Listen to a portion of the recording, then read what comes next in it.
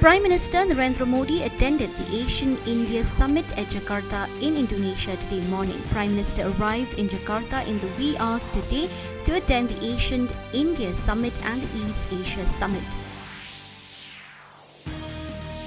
Prime Minister Narendra Modi has said that India's G20 presidency has focused on human-centric progress to ensure that the fruits of globalization reach the last mile.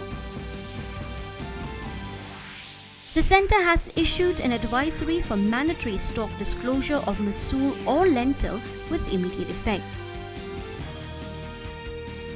The festival of Janmashtami, marking the birth of Lord Krishna, is being celebrated in various parts of the country today. In football, Indian men's team will take on Iraq in the semi-finals of the Kings Cup 2023 at Chiang Mai in Thailand today.